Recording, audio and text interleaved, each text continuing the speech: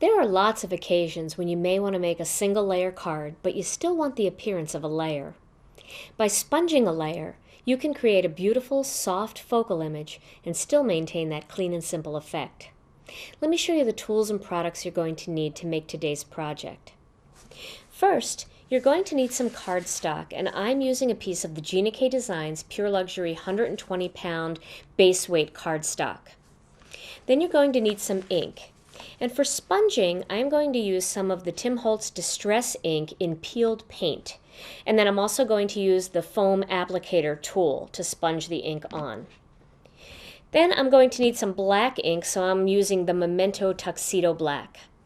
I have a couple of assorted Copic markers here. One of them is Y19, one of them is YG95, and one is R17.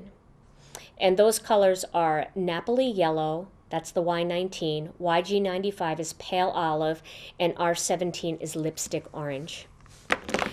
Okay, you're also going to need some stamps, and I am using two of the stamps from the True Love Stamp TV kit.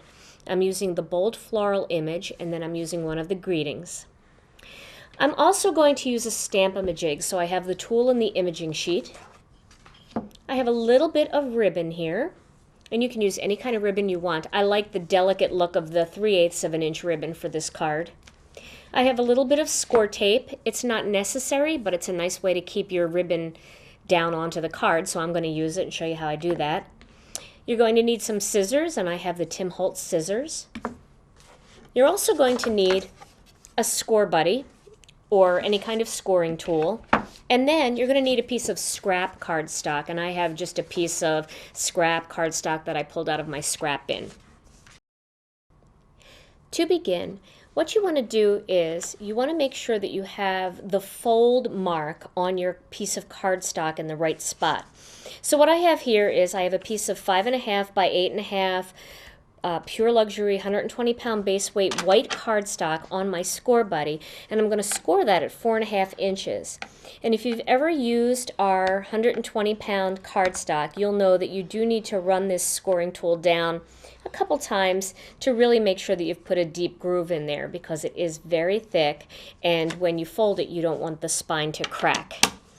Okay, well, now that I've defined that line, and you can probably see that line right there going across, I'm going to take that scratch piece of green paper and I'm going to just tear it, just like this. And I don't want it to be a perfect straight tear. I want it to have kind of rough edges because I want a distressed, layered look. Okay. And what I'm going to do here is I'm going to take a little bit of my tape, and I'm going to tape it right on that score line, like that, just using some regular Scotch tape. There we go. I'm going to do that on both sides. And then I'm going to use the other half and create a bit of a wide panel that goes down between the two of them. Let me use this side here. Okay, that should do it. Let me just peek underneath and make sure there's enough room for a greeting and some ribbon, and there is. So I'm going to tape this one down then too.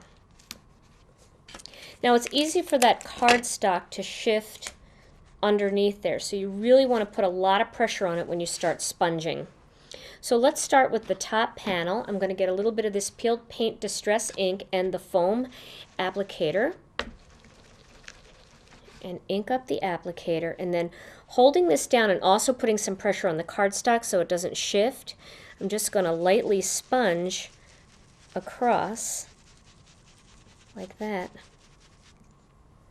Then I'm going to do the same thing on the other side. I'm actually going to shift this whole thing around here so I can hold everything down nice and tight, and do the same thing down on this end.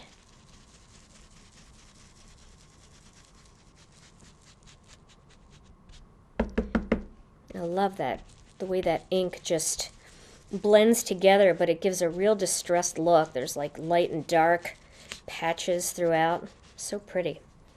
Okay, so there we have our layer going across. Now my next step is to take some of the Memento black ink and the bold flower image from the True Love Stamp TV kit, and I'm going to create a row of flowers across the center. Now you want to leave your panels, these torn panels, still attached because you don't want the flowers to exceed past, you don't want them to extend past, pardon me, the areas that you've sponged. So we'll put the first one here. Okay. Ink up the next one.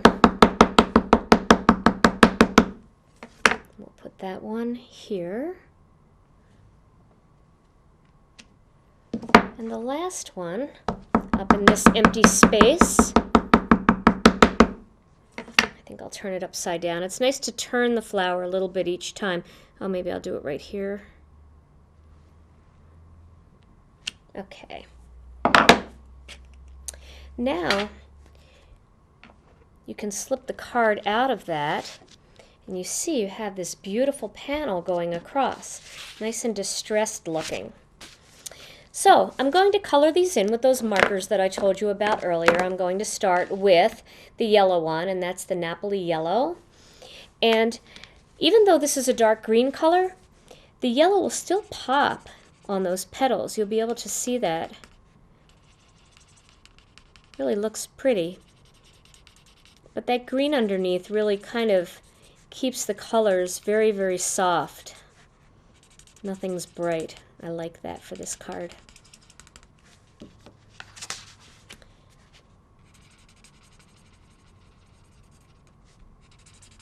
Do you notice how when the ink is drying, it's actually getting a little bit brighter? You can kind of see that there. I'll finish up these petals.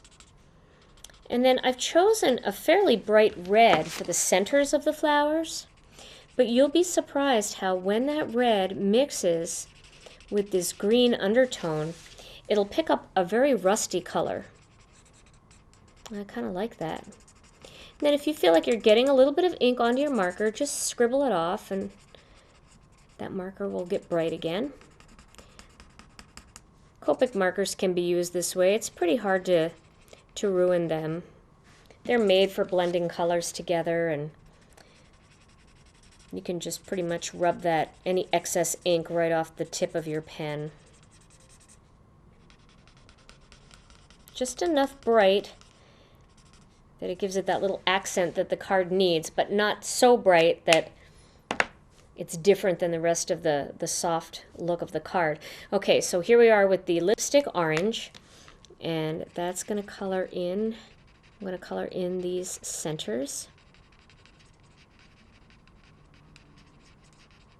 You would just expect that would look a lot brighter, but it's really pretty.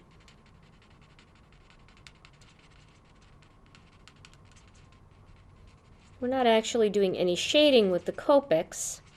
We're just using them as plain markers.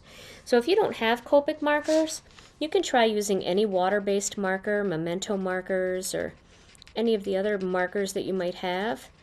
You can also use Sharpies and Bics.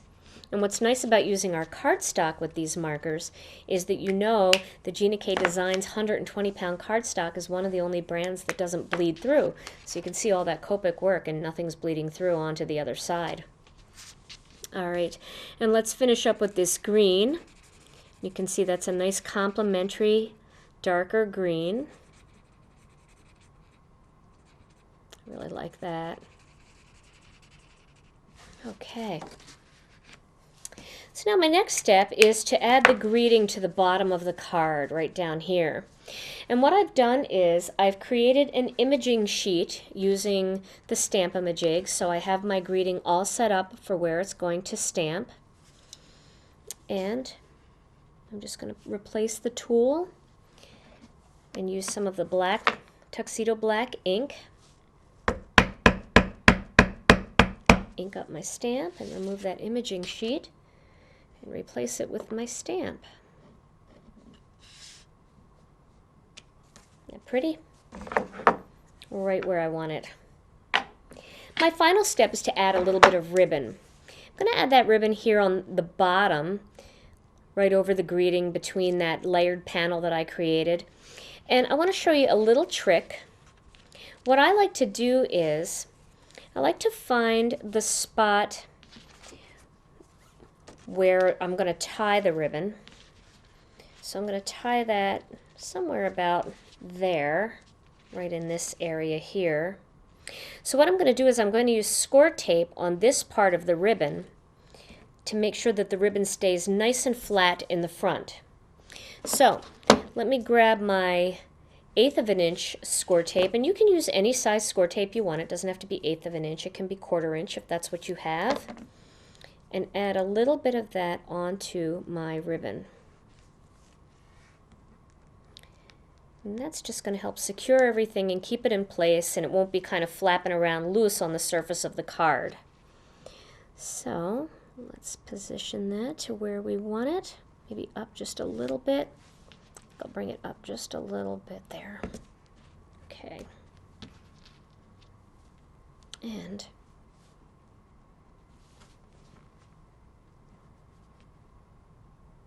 there we go. Okay. Now I'm going to bring that around the back and tie it where I want it to my little bow right here. Sometimes it's easier to tie your cards upside down. It seems like the ribbon goes in the direction you want it just a little bit better when you do that. Okay. And now, using my scissors, I'm just going to cut each side on an angle like that. Now, you can position this other side down to meet that side.